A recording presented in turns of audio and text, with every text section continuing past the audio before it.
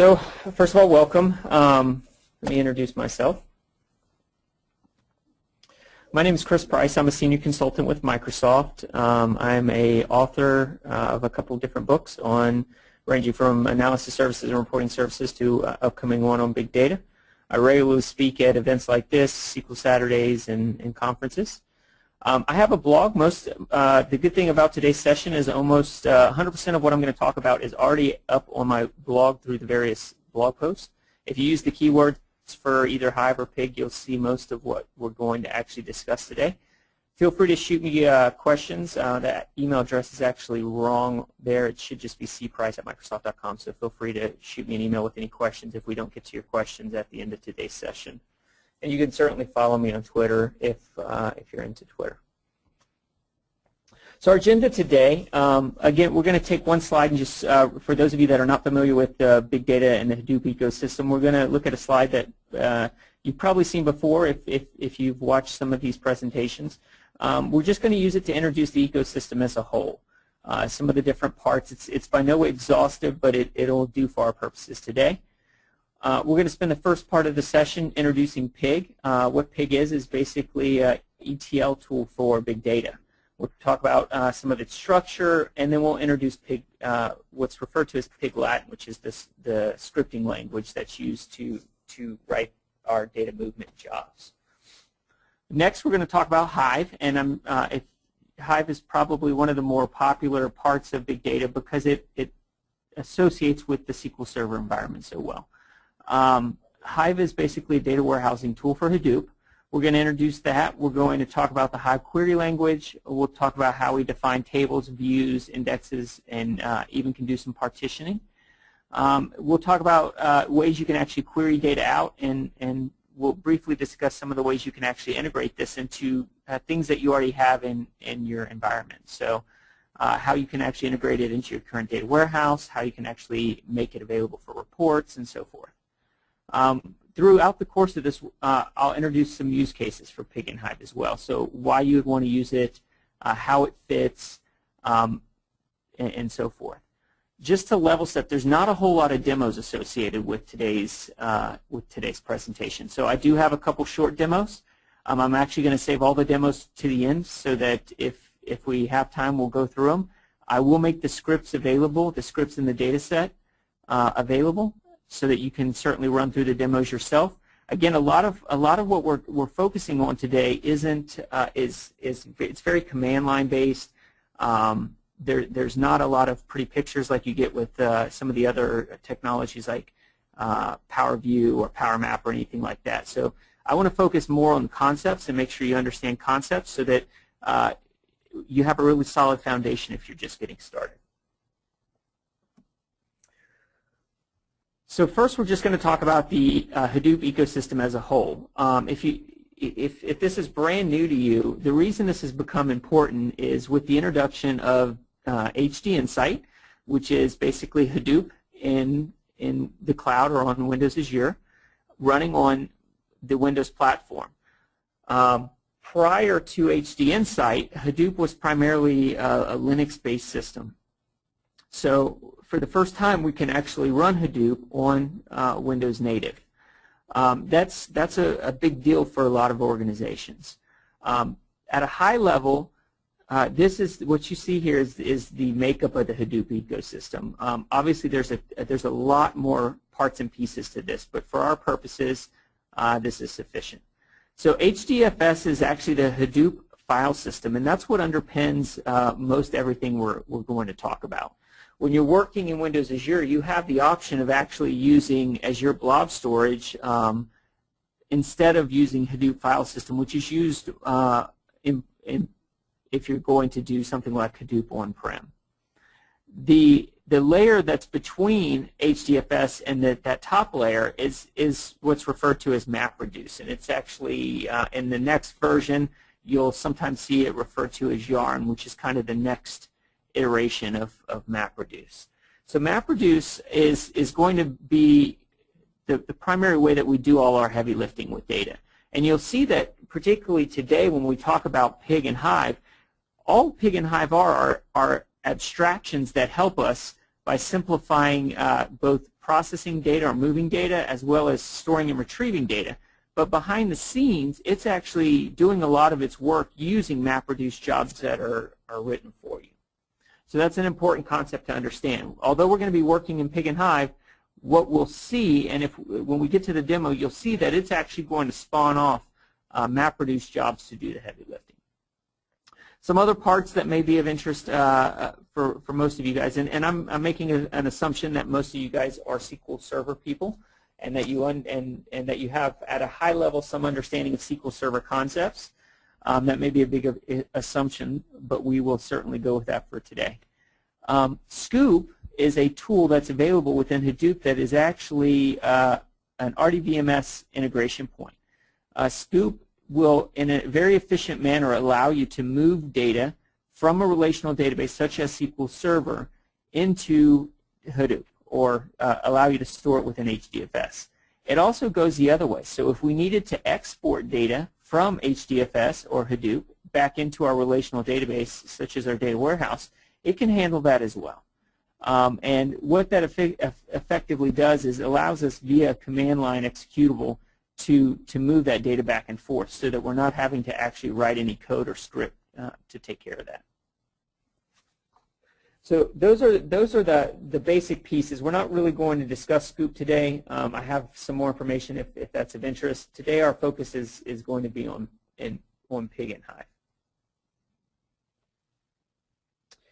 So Pig is the parallel data processing tool within the Hadoop ecosystem. To understand, to get a better understanding or get a better grasp on how this works, I want to basically do some side-by-side comparisons. And side-by-side should be probably slide by slide because I couldn't fit it all on a single slide and actually have it readable. So you'll have to bear with me here.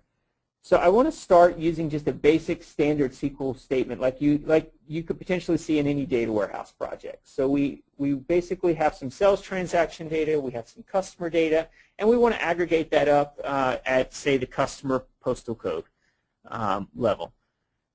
This is just your kind of the run-of-the-mill aggregate SQL statement here. We're using a group by to do our group by. We've got our aggregate function to sum. It's pretty standard stuff. We can actually accomplish the same exact thing in Pig. Now the difference here is in SQL we're limited to the size of we're limited in size based on how much data our SQL Server infrastructure can support, and that's going to be highly dependent on your server and any storage and so forth. There's a lot of factors that go into that. Hey, Chris. Yes. Can I stop you for 1 second? On my side, the slide deck looks like it's shifted to the right, so we're getting some words cut off. All right, 1 second. Let me see if I can change my resolution here.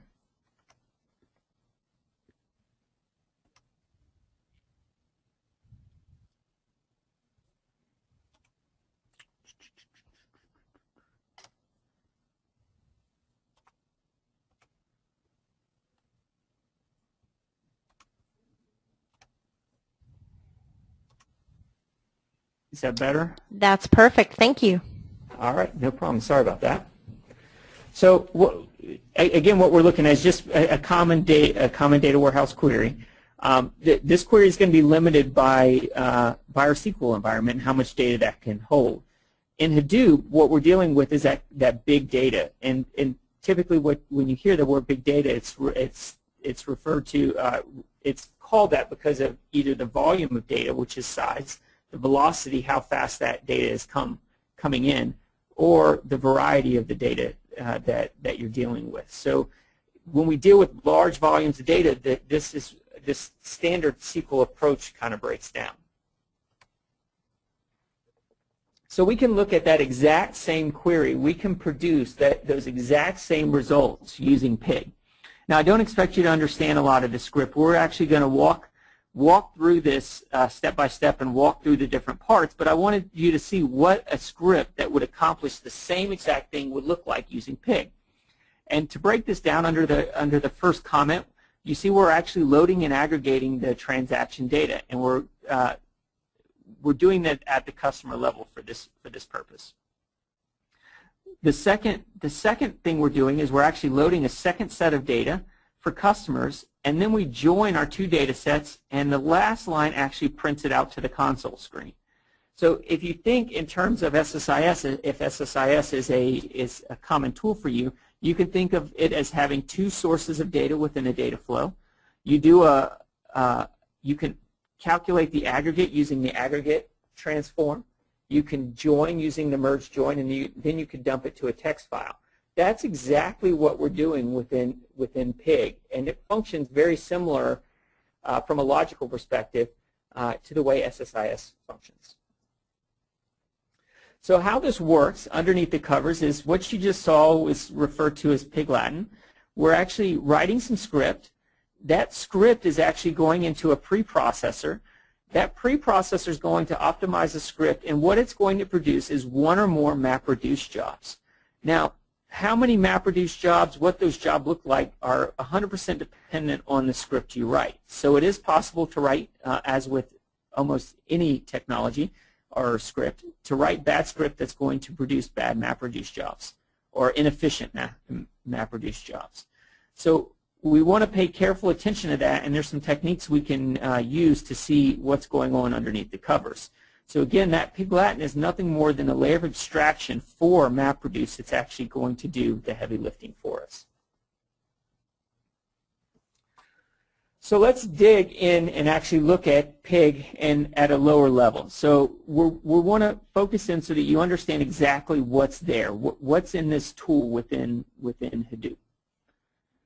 And we're going to start by data types because data types are important. We'll talk about inputs and outputs, ways we can load data, and ways we can get data out of our jobs. We'll talk about some of the relational operators that are available, as well as some of the user-defined functions, or how you can create user-defined functions. And then I'll introduce you to Pig scripts and ways that we can actually test within Pig.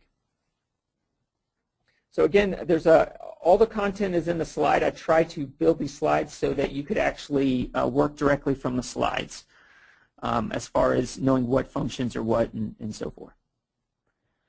So within Pig, we have 6 scalar data types, and those are ones that you're probably familiar with within the SQL Server environment. So we have things like integer, long int, which is similar to a big int in SQL Server.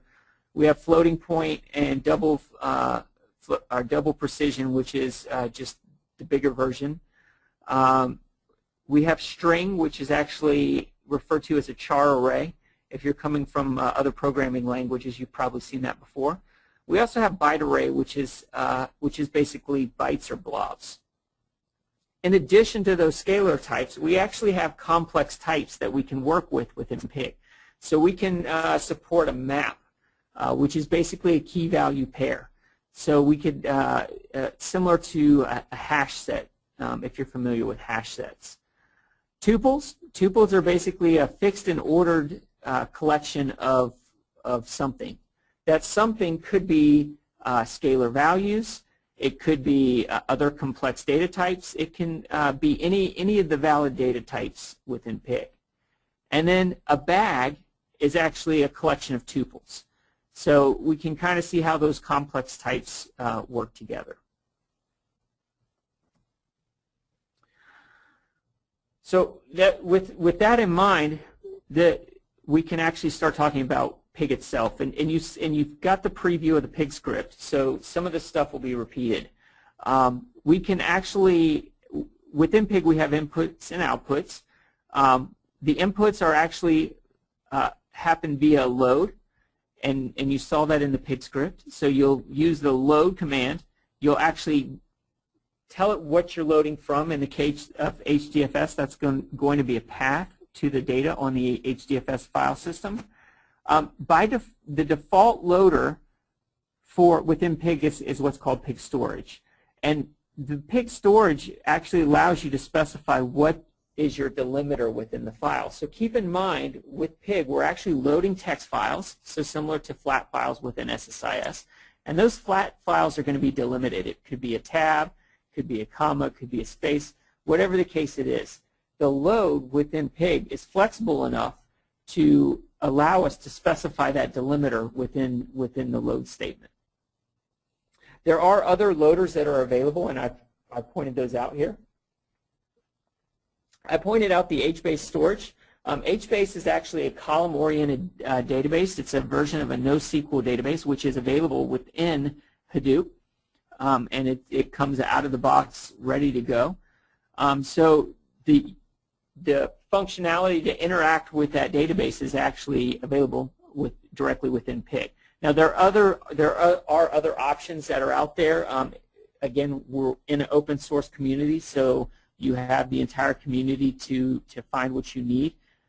There are very specific tools you can work with as far as comma-separated CSV file loaders that have some special capabilities and so forth. So if the out-of-the-box doesn't work for you as far as loading your data in, there's probably already a tool out there, and if not, there's Java interfaces. You certainly could get your hands dirty writing some Java if you absolutely just can't find what you're looking for.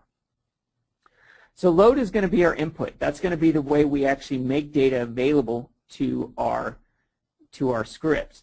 When we load data in, we're actually working with a relation at that point. So what I mean by a relation, and I'm going to jump back a couple slides here. The relation is actually on the left-hand side of each line. So on that first line, we see TRX is equal to load transaction as, and then we specify a schema. So we have our load statement. Transaction is the location, which I've simplified for the purpose of this slide. And then we're projecting a schema onto that data. So we're saying that when you load this file, using I didn't specify Pig storage, so I'm using the default. It's actually going to project the schema that has two columns, customer and order amount. On the left-hand side, we actually have what's called the relation, and that's what's referred to as the TRX. So keep that in mind as we go forward. On the left-hand side of the equal sign is always going to be the relation for whatever we're working, and that's going to make more sense when we talk about how you do testing and debugging. So we have our load. Once we have our load, we're going to do some work with our data. We're going to manipulate it in some way. Maybe we're going to clean it. Maybe we're going to aggregate it. Whatever the case we're going to be, we're going to prepare that data. And then traditionally, we're going to want to store that data. The default, if we just use the store command, it's actually going to write out a tab delimited file to HDFS. Now, we can control what the delimiter is. We can control where it goes, where we actually put the file in HDFS and so forth. But this is actually going to persist out that data directly back to disk so that we can use it somewhere else. That data could then be used as an input to another Pig job. It could be an input to a Hive table, or we could actually use it to load data in Hive. It could be something that's going to be exported directly back out to your relational database or to your data warehouse. So those are all common use cases that happen once we've done some work with Pig. You saw the dump in the demo script. The dump is basically just a shortcut, and what all that dump is going to do is take that relation that we're working with and actually write it out to the console screen. So that's going to give you a way to actually view what's going on with the data. Obviously, if you're working with gigabytes of data, this is suboptimal to do that because you're going to potentially dump gigabytes worth of data to your console screen, and it's not going to be workable in any way. So once we have our data in Pig, we actually can do something with it, and the work we're going to do is primarily going to be using relational operators. So this is where a lot of people get tripped up with Pig, and a lot of it's with the for each. So our for each within Pig is actually our projection operator. And what that means is that for every row of data in the pipeline, it's going to apply whatever expression is associated within that for each loop. I'm not going to jump back right now. I'm going to explain some more of this before I jump back, but I'll show you when we actually look at the demo that using the for each, we can actually shape our data. And again, that's why it's referred to as a projection operator. I've got a note in there as far as what flatten does. I don't want to confuse too many people, as this is just an introduction, but you can actually modify for each so that, again, we have those complex data types which may not be as intuitive for you if you're coming from a SQL environment. We have the ability to flatten those out. And that happens in a cross-product fashion when you flatten that data, so that you wind up with basically single rows of data, and it removes those complex types. Some things you may be familiar with are things like filter and group. So again, coming from SQL Server, filter does exactly what it says. It's going to, by some criteria, remove rows from your set of data. Group is going to be the way we aggregate data up. So we may sum up cells by customer, as an example. We can do order bys, so we can actually sort data if we need to sort data. We can do distinct as well. Now, distinct functions a little bit different in Pig than probably what you're used to. It works entirely at the record level, so you don't have a way to specify a single field. So I couldn't just say, distinct customer key. It's going to be distinct at the entire record level. So it's one way we can actually remove duplicate records. Joins. It supports all the common joins, so inner joins, outer joins, both left and right. So you can join data in very unique ways within Pig. Even more so than that, there's ways that we can actually modify or performance tune our joins. So when we're working with big sets of data, a join can actually be very expensive, particularly if one set of data is significantly larger than another set of data, which happens from time to time. So keep in mind that all this stuff we're looking at gets translated into MapReduce jobs. And if we're doing a join of two big tables, that's actually going to occur over a couple MapReduce jobs. There's a potential, though, if one of our sets of data is small and one of our sets of data is big, and the smaller set of data will fit into memory, then we can do a special type of join. And that's called a replicated join. Basically what that does is that tells our MapReduce job to hold that data within memory and then join the data. So it's much more efficient to do that than it is to try and do multiple MapReduce jobs to do the join. We also have special cases that maybe our data is skewed. So if most of our customers are in the U.S. And we're a global company, we wind up with a big skew towards the U.S., which, again, when we're joining data across multiple MapReduce jobs, that causes one of our processes to be the hotspot or the bottleneck. So Pig has built-in capabilities to handle that scenario. Merge is basically when we're dealing with sorted data. So if we have ordered or sorted data, merge will actually function very much like the merge join in SSIS. So it assumes the data is in the correct order, and as it kind of goes through, it matches the data up, and any records that don't match are bypassed.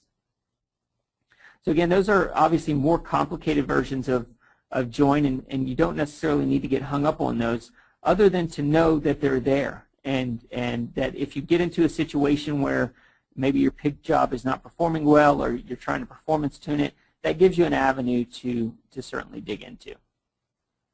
We do have a limit relational operator.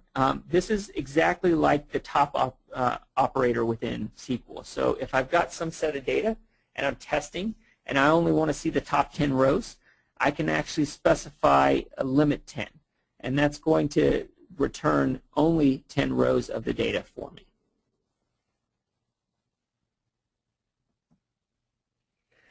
Again, we have a bunch of different operators, and this is just a subset. Sample, we have a sample operator. That's going to return a randomized sample of your data. So it's basically order by and a random number, and then it's going to take the sample size that you specify. So 10% of your data, or whatever the case may be. Parallel is a operator that lets us determine the level of are the amount of work that we do in parallel on the reducer side. So keep in mind, again, it's all MapReduce based. We do have some control over that, so it is possible to overwhelm our setup by trying to do too much work in parallel and slow things down. We can actually control that via our pig script. Co-group is one that is also important. So our group by that we discussed previously functions only on a single column. So if we need to group by multiple columns, similar to the first example we looked at as far as grouping by customer and zip code, we would actually need to use co-group to group on multiple keys. So it functions exactly like group, only it allows us to focus on multiple columns. Union and cross are both almost identical to what you know and use in SQL. So union allows us to join together data sets. Cross creates the cross product of the data sets.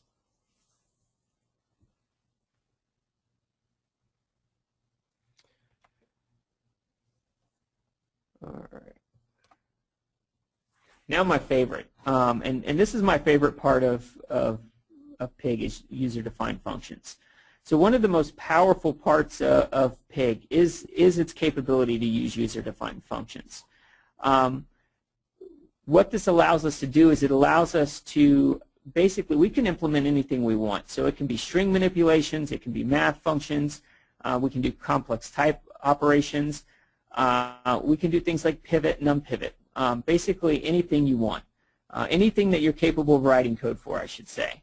The one thing about this is that all these user-defined functions are written in either Java or Python. So if you're not comfortable working in either one of those languages, then you'll need to get up to speed if you're going to write your own UDFs.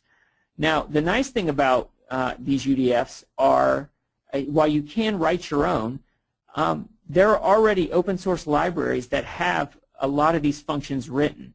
Two of the more common are the piggy bank UDFs, and those are part of the Pig distribution that you can actually download, and I've got the link there. You can download those functions, you can build the library, and then you can use those functions directly within your scripts. Datafoo is another one. Datafoo actually has a lot more statistical graph type functions. A lot of it's based on what LinkedIn does as far as finding connections and all kinds of cool stuff. So they've made those functions available that you can actually go out and download those functions as well. So if you're not comfortable writing code, I have a developer background, so I actually enjoy that. You can certainly go out and see what's already out there. And you'll most likely find something that will be useful for you. Now, to use these UDFs, it's actually very straightforward. When I compile my library of functions, I'm actually going to get a jar file. That jar file, I'm actually going to register directly in my script. And you see that via that register myudfs.jar. The next thing that I'm going to do is I'm going to define my function. And that's done via the define. I give it a function name, and I'm calling it do work. I give it the full name namespace, which is the com Microsoft Pig UDFs, the function name, and what it's going to output. So in this case, that's the schema that the function returns. It's going to return some result. And then I can actually use that function directly in my Pig script, and it's going to do whatever I've done. It's going to execute the evaluate method, and it's going to actually run that function. Now I can make the logic within that function as complex as possible. That's one of the reasons why I like UDFs, because you can actually hide a lot of really complex stuff that would otherwise require some pretty gnarly Pig script via the UDF. Again, I've got a couple different posts on my blog about working with these UDFs. If Pig is something that you envision yourself using a lot of, I would certainly try and get up to speed on these UDFs. Finally, testing in scripts. So because we're working with an abstraction layer, debugging and testing could be potentially problematic. The nice thing is we've got a couple different ways that we can actually test. We can use the describe command. And what the describe command, when we call describe, we're actually going to pass it the name of a relation. So if we go back to earlier in the talk, the relation is going to be the left-hand side of that equal sign. When I tell it to describe that, it's actually going to give me the structure of that relation. So it's going to show me what the schema is so that I can actually see what that looks like. That can be very helpful when you actually start getting into using that for each, which is the projection, because it's going to allow you to see what's actually coming out the other side of that for each, so that you can see if it's behaving the way you expect it to behave. We have two commands that we can actually see what's going to happen behind the scene. The explain command is actually going to show us both the logical and the physical MapReduce plan that's going to be generated by our script. So we can actually run explain similar to running explain within SQL Server, and it's going to show us what is actually the processor is going to convert that into for a MapReduce job. That's very useful for finding things that we could do better within our script. So we may be making a join or not projecting early. One of the tenets of Pig is project early and often. So we can clean up our script by using that for each, or projecting out our columns, or simplifying relations, or whatever the case may be. Illustrate, it takes that even one step further. So Illustrate's actually going to run your script on your data to test your script. Now it's only going to run a subset of your data. So if you had gigs or terabytes of data, it's not going to run over the course of your entire data. Now the interesting thing about Illustrate is it's actually capable of generating data to make sure that your script actually gets sufficiently tested. So if it picks 10,000 rows and it starts running through your script, and all 10,000 rows get dropped out via a filter that you specified, it will actually create data to satisfy that filter. Now that data is going to look and smell like your data, but it won't be real data. The purpose of that is so that all parts of your script actually get tested, and you don't have bad coverage over the course of your script. The final tool we have is the stats. After every Pig script that runs, you're going to get a bunch of different stats, and this is not even a good subset. You get your start and end times, you get the number of records bytes, and you get a bunch of MapReduce info. When I run the demo, after it completes, you'll see that you get a very verbose set of stats both in the console window. We could also go into the MapReduce control panel and actually see some stats as well.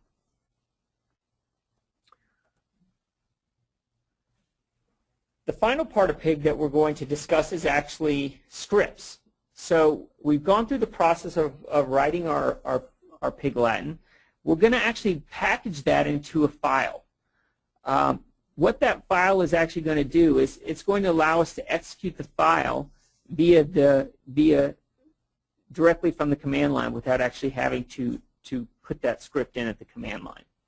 Now typically those files have a Pig extension, so we can execute it in the fashion you see down here just by calling Pig and then passing it the file name, file location, and name. The nice thing about these files is that we can make them dynamic and flexible. So we can do things like include parameters in our files. So if we were processing log files by day, and we needed the date as a parameter, we can actually parameterize our scripts so that we don't have hard-coded information within our script. Now, when Pig is running this, it's actually going to do parameter substitution on those files before it actually executes. Some other cool things that we can do with these scripts, these scripts support both functions and macros. To define a function or macro, you actually have to use the define statement, similar to what you had to do with the UDF. And then once you've defined that, you can actually use that subsequently within your script. It also supports includes. So we can actually split, if we had a long or complex Pig script, we can actually split it across multiple files to make it more maintainable. And then we could use the import statement to actually tie it all together so that everything gets brought back together in a single script. So this is kind of that high-level introduction to Pig. Rather than jumping to a demo right now, I am going to jump straight into the Hive, or the explanation of Hive, since we only have about 15 minutes to leave time for questions.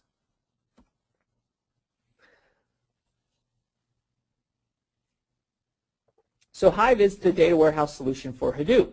And it's one of the more popular parts of Hadoop because it is so SQL-like.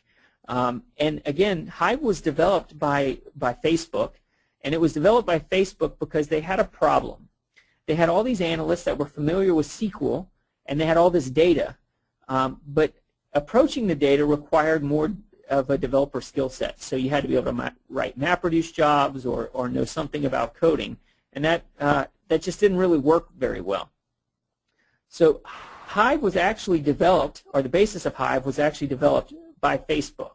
And the intent of it was to allow SQL-like access to their big data. So again, going back to our kind of slide-by-slide comparison, I can do a function very similar to what we did earlier in the presentation for Pig. I can define a couple tables within Hive, and then using a very basic SQL statement at the bottom there, I can actually, it looks almost exactly like SQL you would execute on SQL Server. And what that's going to do is that's going to query my big data and return my answer of cells aggregated by country. So again, we can accomplish the same exact thing. Where Hive doesn't excel is that we're not doing a lot of data manipulation here. So this is more query access to data, whereas Pig is more data movement and transformation. So again, don't worry too much about the syntax here. We're going to explain a lot of this in the next few slides. So the way Hive works is Hive is not actually doing anything to your data per se. Hive is basically applying a schema over top of your data, and what that's often referred to as schema on read. So it's not changing your underlying data or the data files in any way. It's just applying a schema over the top of it. So we're actually going to use data definition language to create that schema, and Hive is going to manage that schema. The next thing that we're going to do is do some sort of data manipulation to associate or load data into that schema. Now, it's not like SQL Server where we're actually moving data into a table. There are ways that we can allow Hive to manage the files, but ultimately all those files are actually going to be on HDFS stored in whatever format you have them in. So if it is a CSV file, the file will continue to remain in that CSV file. From that schema then, we can actually use HiveQL, or the Hive Query language, to actually query data out of the schema, or out of our Hive database table. Now, when we issue these queries, what you're going to see is, again, MapReduce jobs are being used to actually get the data from HDFS and satisfy whatever query you've specified. So let's look at the different parts of Hive and how we work with Hive. So again, we're going to, same format, we're going to talk about data types. We're going to discuss the data definition language, or how we define databases and tables. We'll talk about how we actually load tables via the data manipulation language. We'll talk about queries, how we can write queries, and this is going to be the fastest because most of you guys, if you're comfortable writing SQL, it's going to look almost identical. And then we're going to talk about some areas where there's parallels. So Hive supports views. It also, in in some way supports indexes, and we can do things like partitioning. You can also do user-defined functions as well. So data types, again, you'll see our list of data types is more robust than what we have in Pig. So we've got more data types. Keep in mind that Hive was intended to allow analysts to do their job, so we need more data types to accurately represent the data. So the scalar side is something is very similar to what you would find within SQL Server. What is not is on the complex side. So we can actually support basically structures which are similar to C-style structures, and those are actually accessed via dot notation. So I have some structure name, and I can say, if I have a customer structure, I could say customer.firstname, customer.lastname. So very different than the relational way of thinking. We can also support arrays, our collection of other data types. And then finally we have maps, which are again key value pairs. Now the nice thing about these complex data types is they can be any other data type. So I can have an array of maps. I can have a map that has a key, and the value may actually be a structure. So I can get very complex in how I store data within Hive, or how data is actually represented within Hive. So once we have our data, the first thing we have to do is we have to define that schema. And that schema starts with a database. So we can actually define a database, and it should look very familiar to what you know or work with within SQL Server via the create database command. Now we have the option of specifying a location if we wanted that database created within somewhere. That is optional. So if I just use create database and pass in my name, it's going to create it in the default directory, which I believe is something like Hive, Warehouse, DB, I think is the default location. Once we have our database, we can actually create tables within that database. So we can actually say create table, and it looks very similar, again, to what we do within SQL Server. So we specify our columns. We specify an ID, first name, last name, whatever the case may be, with their data types.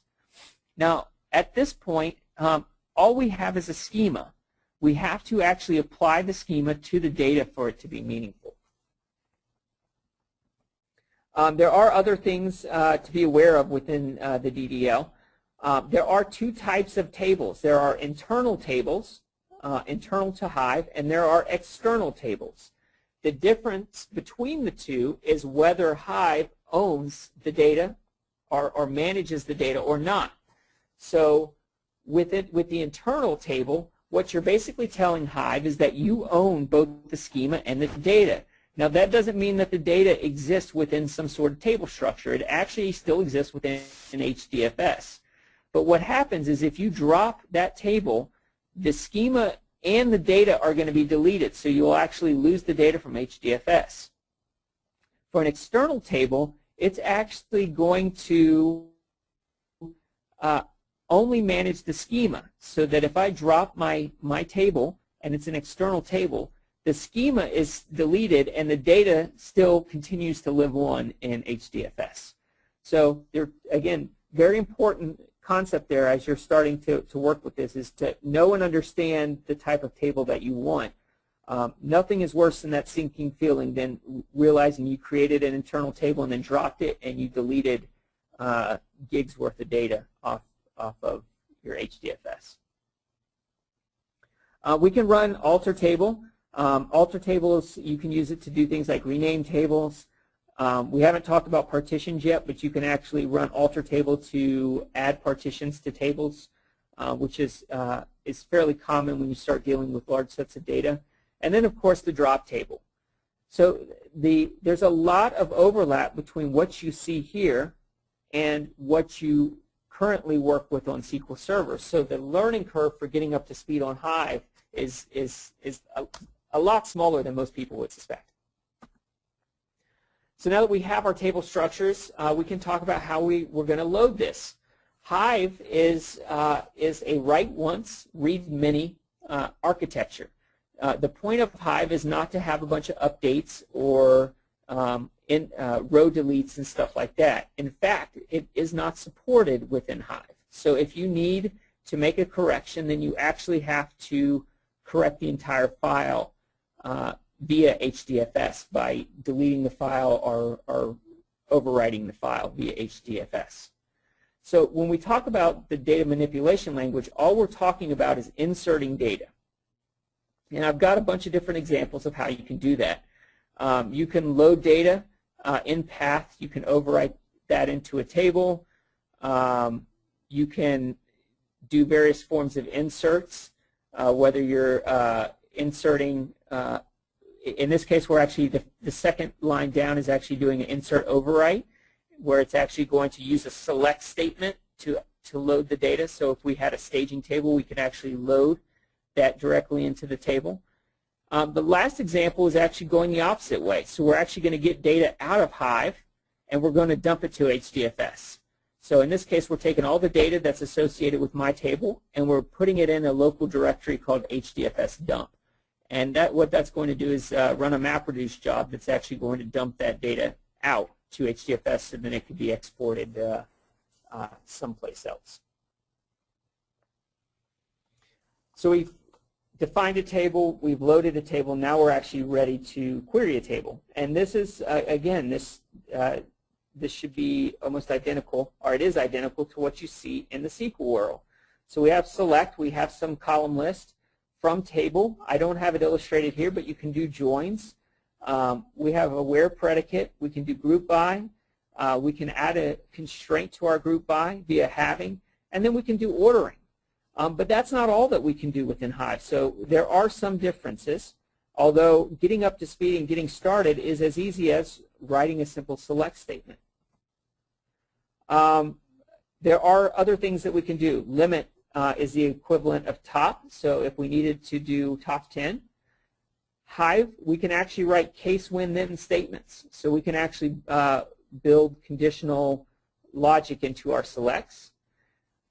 We actually have support for like in Hive, and our like is the same version of like, only it allows us to apply a regular expression. So we could actually do some filtering by regular expressions directly within Hive queries.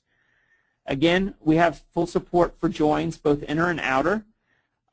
We can do in as well. So in is a form of a left semi-join. So we can actually restrict one table by some subset of another. So if we wanted to say get a set of customers and then filter it by those, filter the customers by ones that have bought some specific property or bought some specific product. Order by, which you saw, we have two versions of sorting that we can do within Hive. Order by uses its own, basically requires an entirely separate MapReduce job to run.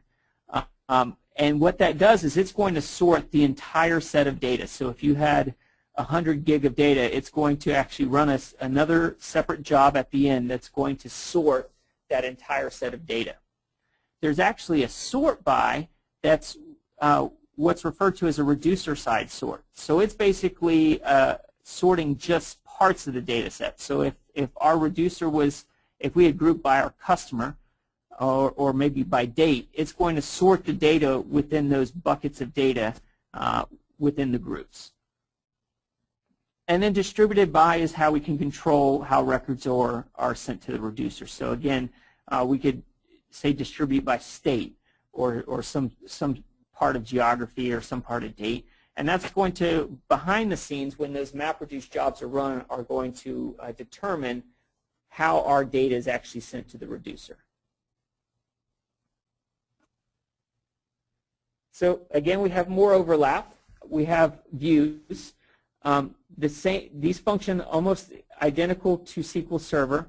We can use views for a number of different things. We can reduce complexity or restrict data. We can even use them to flatten complex data types. So if you get a pretty heavy-duty query and you want to wrap that in a view, you can certainly do that. And then that view can be queried directly by its name.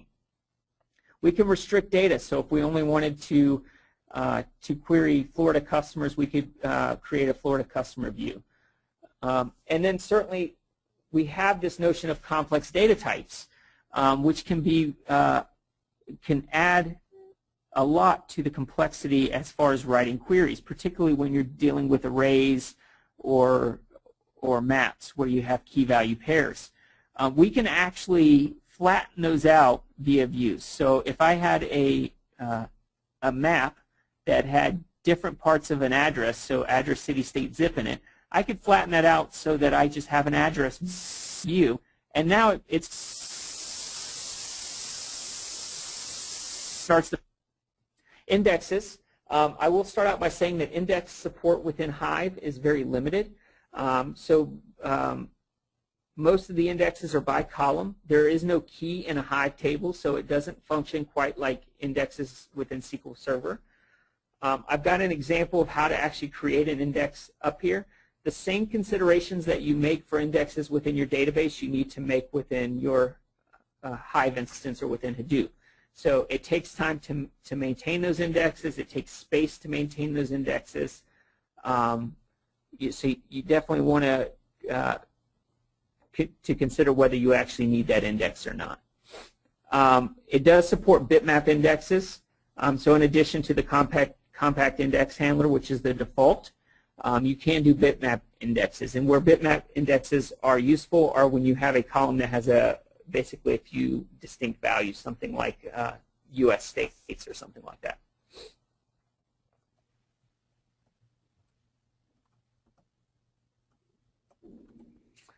Finally, partitions. And I saved this for last because it's, or second to last, because it's one of the most important concepts. Particularly as you start dealing with large sets of data, we need to be able to partition it.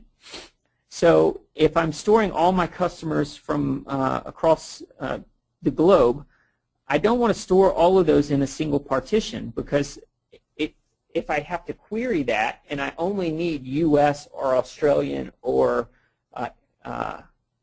Russian customers, it's going to be very, very problematic for me to query the entire set of data. So much like partitioning principles in SQL Server, we can split that data up horizontally. So we're basically going to store each set of data in its own partition. Now, for internal tables, the way that actually works is it's actually going to add directories to our HDFS. So we'll have a directory for my table, and if we're partitioning by country, it's actually going to create subdirectories. So it'll create one for US, one for Canada, one for Mexico. And the data for those partitions will be stored within each one of those directories. Now, when we use that partition key within our slicer for our query, it actually performs partition elimination. So it knows that it doesn't, if I'm only querying for U.S. customers, it knows that it doesn't need to evaluate the Canadian and Mexican partitions. So it's smart enough to do that.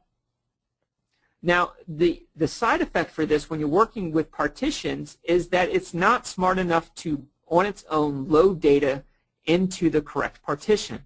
So you have, when you make the decision to use partitions, that's going to affect how you load data, because you have to tell it where to put the data. And I've got an example of that on what that looks like as far as we're loading U.S.-specific data, and we're having to tell it that this is U.S. data and that it needs to be put into the U.S. partition. So we're running short of time, so I'm actually going to skip the UDFs. UDFs are also available in Hive. Most of the aggregate and standard functions are actually implemented as UDF. You can actually write your own as well. And we are going to jump straight to a quick presentation. So I'm running HD Insight. Again, I'll show you that real quick here. I've got an HD Insight cluster set up in Azure. I am connected via remote desktop. Everything I'm going to do is in remote desktop. And the first thing I'm going to do is I'm just going to run a pig script. So I've got a script here, and my resolution's messed up, so you're going to have to pardon with me since I changed it. I have just a simple pig script here. Again, very similar to what you saw. We're loading some data. We're filtering it where the cells are greater than 3,000. We're calling that our platinum customer. We're grouping it, and then we're doing a count of how many transactions, and I'm dumping it to a output file. So pretty straightforward pig script. And again, all this will be made available afterwards. To execute that, I can just say pig ctemp. It's called oink.pig, and it's going to execute that script. Now, when I start this, you'll notice that it's going to start a bunch of MapReduce jobs here, and it's going to go through. Oh, and I've already got a little error here. The file already exists. So pig does not like when the output file already exists, so I need to remove it.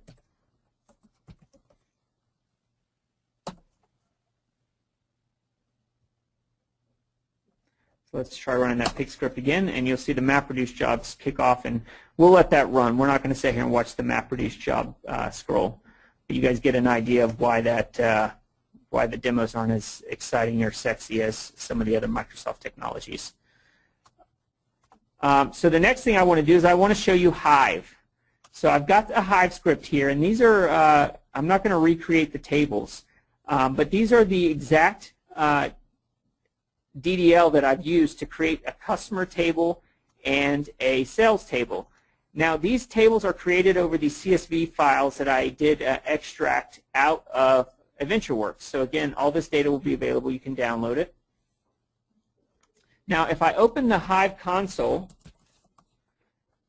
I get the Hive command line, and I can do things like show tables, which is going to show me all the tables that are available within my Hive instance. And we're running a little slow here. Give this one more minute, see if it cooperates. I'll switch back over here. You see the MapReduce job ran. It processed 60,000 records. The group, with everything we did, it reduced it to 1,947 records, and it wrote the file out. So you see kind of the stats that you get and so forth. So we see here we have our tables here, and I apologize for jumping back and forth. We're running short on time. Let me see if I can find my query here.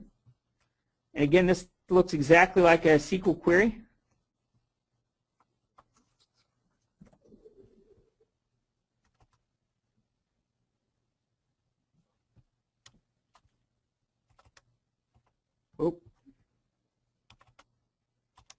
And I'm going to just run the SQL query here, and I'll show you what it looks like in the, oh, it's not going to, we're going to have to let this blow up here for a second because I didn't copy the select apparently.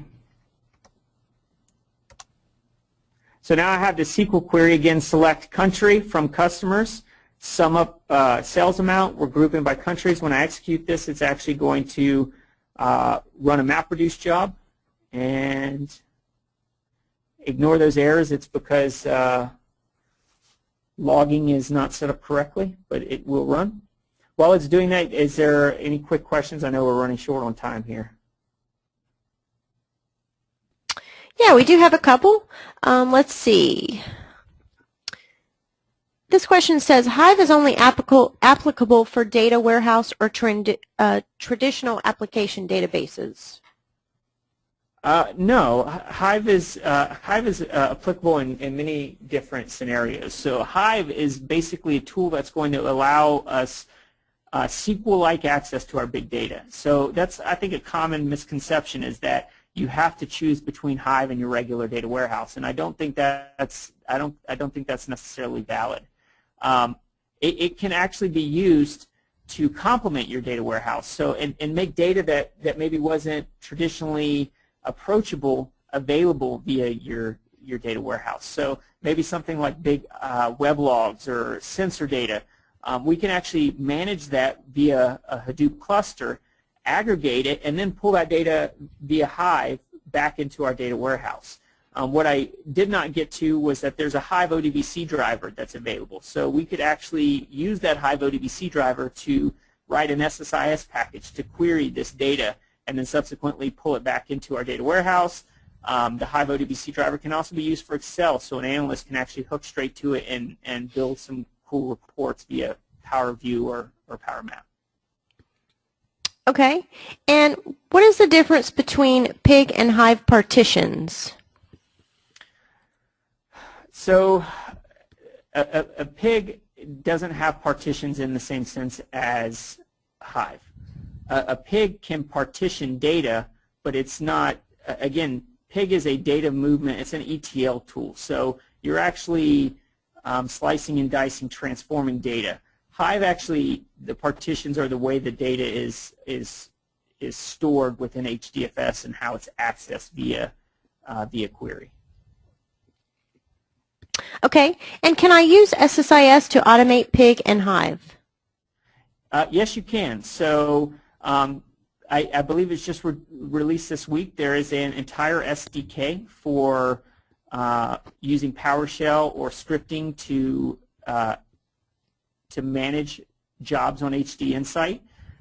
If you're not doing HD Insight, again, everything I'm doing is command line, so you could certainly use the command line tool, the command line task to execute these commands.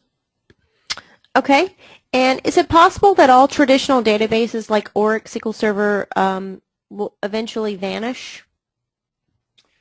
I don't think so. Again, what you've seen today, and you saw that this isn't interactive per se. So it took some time to run that query. So while there are NoSQL options that are much more interactive, I don't see where something like Hive is going to replace a traditional relational database. I think there's more of a synergy that you have to find between the two to find out how you can use the strength of one to leverage the weaknesses of other. But I don't see it ever actually being a true replacement. Okay, and do you want to take one more question? This one Sure. says, what is the main difference between Pig and Pig Latin? Pig Latin is simply the syntax that is used to build a Pig job. So Pig is the kind of the overarching project or the tool. Pig Latin is the syntax. So a good analogy would be you have SQL Server, and you're using T-SQL to do things within SQL Server. That's kind of the relationship between the two.